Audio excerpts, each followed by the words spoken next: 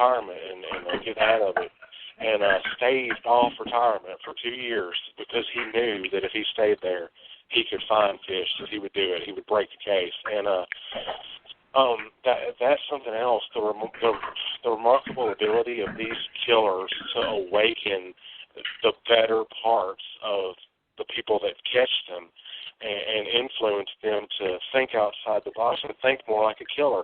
It's like the movie Seven to me. One of my favorite films, David Fincher's Seven, is because it puts you inside the psyche of the killer, but then it also makes Brad Pitt's character become a killer. He gets to experience what it is that John Doe, as they called him in the film, did. Like he becomes like, I don't know, a carrier for this disease, this pathogen of manipulation and killing and stuff. It's a disease that gets passed on to him. So it's very like just amazing for me to sit and read about the detectives and the police and the constables and for Jack the Ripper time especially, and all these others, that the technology wasn't up to par, but they used what they had to get as far as they could, and it made them want to stop these people. So it's, in a weird way, it brings out the best in the people that are trying to find the people that do these things, and it allows them a peek into that life. And I think once you peek in that life and see and think like a killer, then if you're not susceptible to being one yourself, that'll keep you out of it totally, because it's like, oh, I see what he's done, and I can understand some of it. That's why I want to stay as far away from it as possible, because it scares people. People that refuse to admit that they have that within them are the ones that are susceptible to doing it. Everybody has got darkness in them. Now, whether or not you act on it is a totally different story. Oh, yeah. I agree. And so we were talking about the dark place and the things that we could stomach. And let me jump back to Cannibal Holocaust, because I do want to give out a rating for that movie. Okay. I'd give it 3.5 out of 4. Blake, I think it's worth your time. If you're disgusted by, like, real-life animal death, like a snake in Friday the 13th, it's going to bother you, because this one's way more graphic and I don't like snake snakes. was real. That's not going to bother me. Well, trust me, it's worse than the snake. So. Oh, well, I imagine coming from you, that's probably very accurate. So I'm bracing myself now. But the snake doesn't bother me. There is a snake or two, but that didn't bother me too much compared to some of the other stuff. I was just like, oh my God, this is horrific. Anyway, but that being said, I thought it was better than Green Inferno, and I like Green Inferno okay, but I felt kind of let down a little bit by Green Inferno. It was fine. I haven't seen Green Inferno yet. I'm working my way up to, like I said, I've been editing this book, and oh my God, and sending that in for art and everything. And this is the first night I've been able to really take a break, and here I am. Yeah. Well, I'm glad you did. Yeah. Well, I mean, to touch on Green Inferno, and I won't spoil it for you. This movie, actually, the working title of it was Green Inferno. So obviously, there's a big homage there to this. But this movie actually was a trendsetter in the fact that not only was it a well-known cannibal movie, but there's a few things about this movie. The director was actually put on trial because they thought it was a snuff film. He had all the actors signed contracts that said they could not appear on film for a year to kind of give the illusion that they were dead. I remember reading about that, yeah. Yeah, and one of these days we're going to talk about it on this show, and maybe my opinions will change. But, yeah, there's just a lot of things about it that are really interesting, but it's shot, a lot of it is documentary style, and it's kind of like Blair Witch Project before its time, and this was like 1979 when this came out, so it's a really interesting watch. It wasn't annoying first-person perspective because this was 79, this was new to everybody, so it was really good. I think everybody should check it out if you haven't seen it. Just bring a stomach, because the cannibalism didn't bother me. It was everything else that did. So 3.5 out of 4 for that. I watched some other movies too, Blake. Can I get into them real quick? Well, it's your show. Of course you tell. What the hell are you asking me for? Hey, man, you're my co-host tonight. You're my co-host a lot of the time. In fact, I'll say this too, Blake. Aside from Vic, you have been my co-host more times than anyone else. That's a pretty damn good number.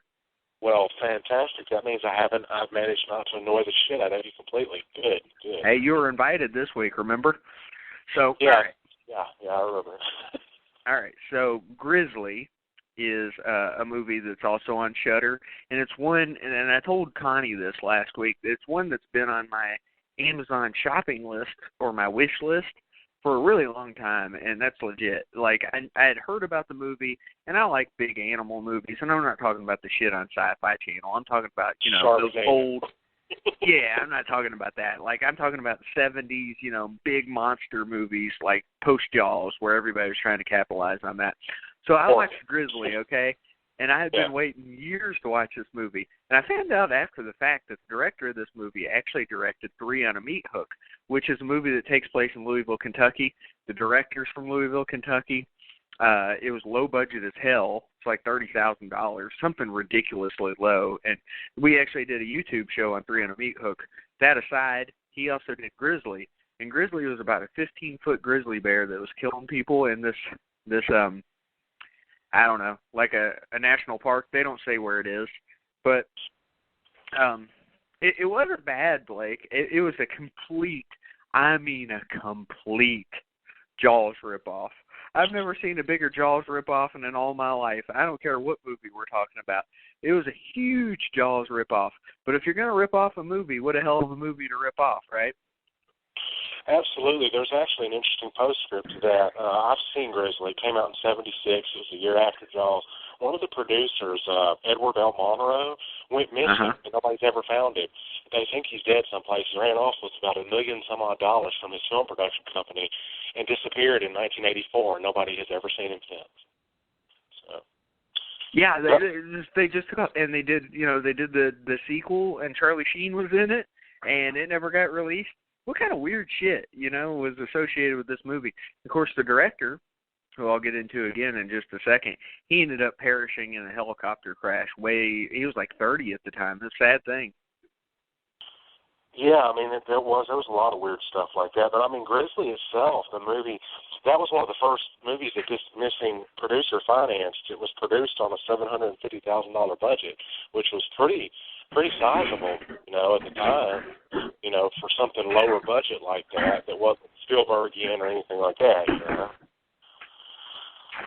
But, yep. Well, yeah, for sure. The Grizzly was good. I'd give it probably 2.5 out of 4. It was fine. Yeah, when I say it was good, it was watchable. It wasn't bad. It was slow, pretty much like a lot of 70s movies. But I found out in this movie, I realized that I kind of like 70s movies more than I thought I did. So I go and I check out another movie by this director, and God, I can't remember his name. It's probably disrespectful of me, but The Day of the Animals was the next one. Okay, it's also Grizzly? Yeah, the same one. Oh, William Girdler is the director. There you go. You're talking about, yeah. Good man. So I watched Day of the Animals, okay? And this movie was about, it's also on Shudder, so for anybody who wants to get it, if you have Facebook, you can get a free trial for 7 days. So, I mean, check it out, man. It's worth it. So anyway, Day of the Animals is on there. Leslie Nielsen is in this movie, pre-comedy Leslie Nielsen, okay? And he's a bad guy, kind of like Creepshow. And but what it's about is these animals that are up on a mountain are all starting to get affected by the ozone layer getting depleted, which is funny because I didn't even realize back then we were aware of that, but I guess we were. So the animals start acting crazy, and they're just pretty much tearing up all these campers and stuff. And we're talking about mountain lions, a bear, wolves, different things. But apparently it affects people too, or at least some people. And Leslie Nielsen goes nuts, and he fights a bear. It's amazing. So this movie is another one that's worth checking out on Shudder if you guys get a chance. It's also a slow burn, kind of like Grizzly. I don't know if it's in the 70s, but it's damn close. I like the poster art for it. I like the movie okay. I'd probably give it slightly better than Grizzly, I don't know, man. They're pretty close, but it was good. Check it out. But one thing I found out about Grizzly and Night of the or Day of the Animals, Blake, Susan Backlaney, and I can't pronounce her name properly because I'm not sure how it's pronounced. The first victim of Jaws was in both of these movies, and she was the first one killed in these movies too. I met her a few years ago at a horror convention here in Louisville, Kentucky, and got her to sign my Jaws poster.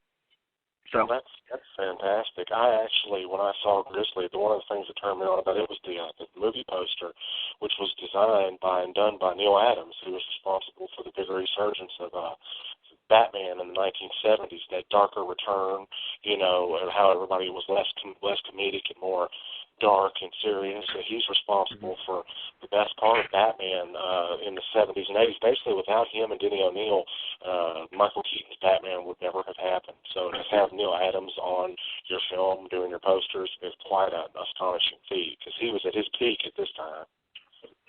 You know, not to get off on another tangent, but Blake, I really miss good horror movie posters and stuff.